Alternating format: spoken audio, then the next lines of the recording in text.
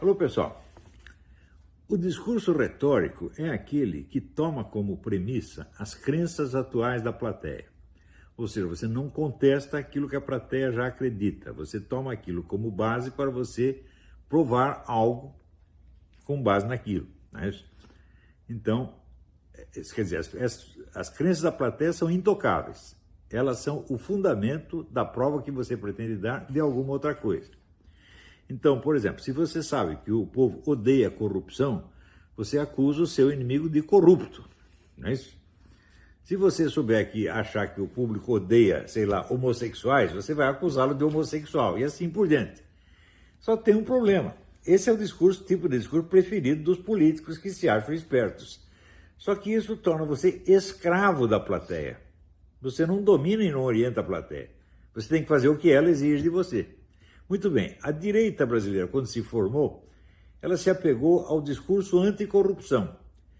Quem foi que inventou esse discurso anticorrupção? Bom, esse discurso aparece no Brasil na década de 40, inventado por uma ala da direita, que era a UDN, União Democrática Nacional, que mais tarde se tornou o Partido do Jânio. Então a tônica deles era a luta anticorrupção, enquanto os comunistas falavam contra a miséria, contra a exploração, etc, etc. Só que daí passou, esse negócio da corrupção passou. Né?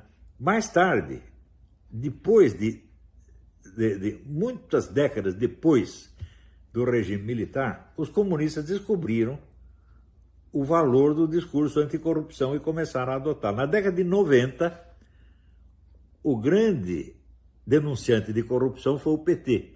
Se vocês se lembram daquelas CPIs que teve nos anos 90, especialmente CPI contra empreiteiros, essa coisa, a tônica era anticorrupção, anticorrupção. E assim foi até chegar ao ano 2000 e tanto. Então, o combate à corrupção se tornou a tônica da política nacional. Naturalmente, o pessoal da direita, quando se formou, decidiu usar isso mesmo contra o governo Lula. O que estava até fácil, porque o Lula era ladrão mesmo. Né? Só que, até hoje, o pessoal não saiu disso. Você vê, roubar dinheiro foi a pior coisa que o Lula fez? Não, gente. O Lula estava roubando para ajudar governos genocidas, meu Deus do céu. Ou seja, ele era cúmplice de homicídio em massa. Ninguém o acusou disso.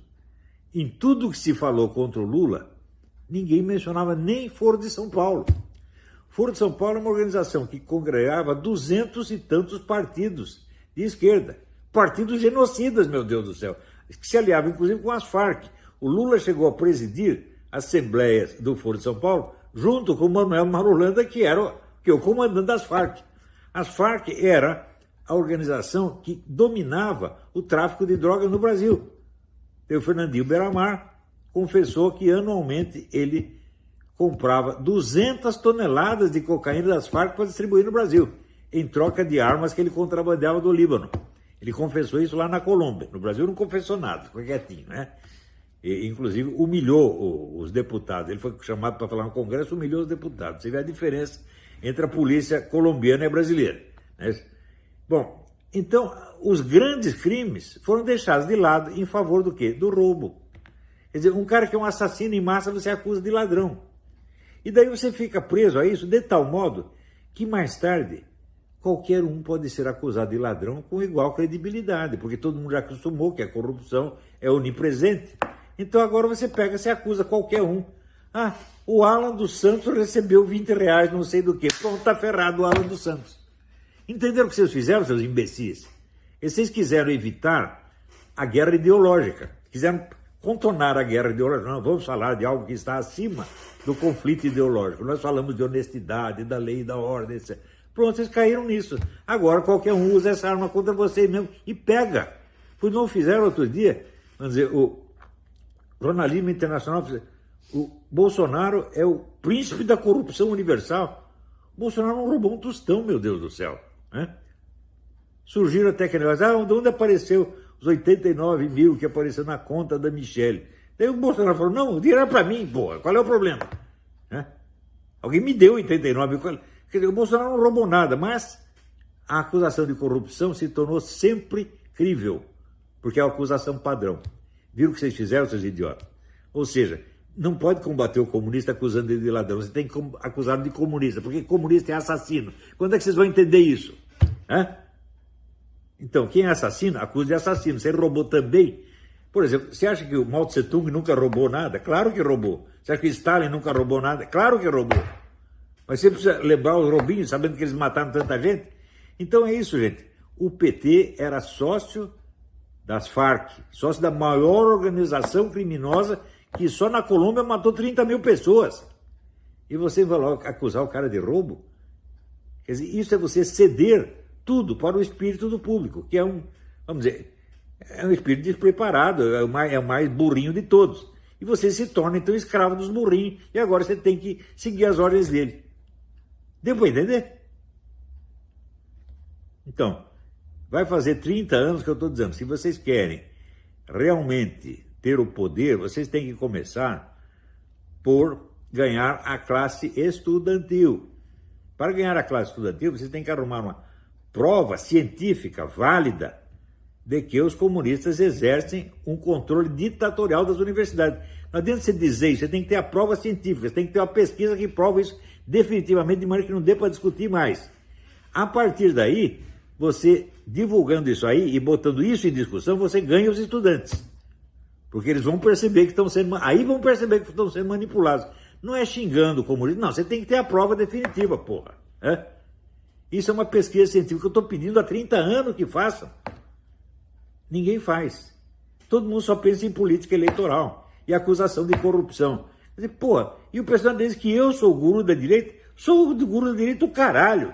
Essa merda dessa direita não faz nada que eu sugiro. Eu posso dar sugestões no máximo, não tenho autoridade nenhuma, mas, pô, a minha sugestão é sensata, porra. Por quê? Porque eu estudo essa merda faz meio século. Agora, chega qualquer um, né?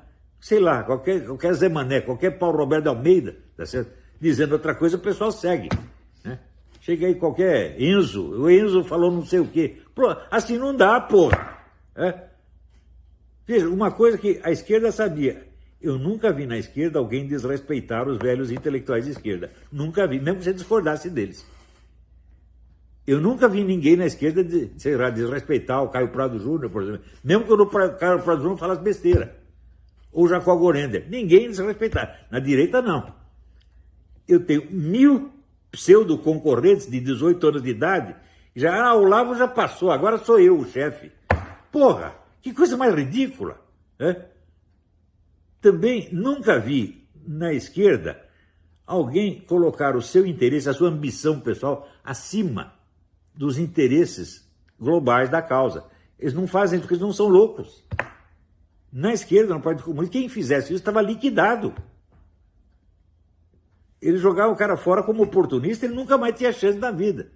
Na direita, todo mundo faz isso. Eu quero ser senador, eu quero ser deputado, eu quero ser prefeito. Porra, eu quero um cargo no Senado. Eu só ouço falar disto. Ninguém sacrifica o seu interesse em nome do interesse geral. Não tem isso. Então, esse pessoal não sabe fazer política.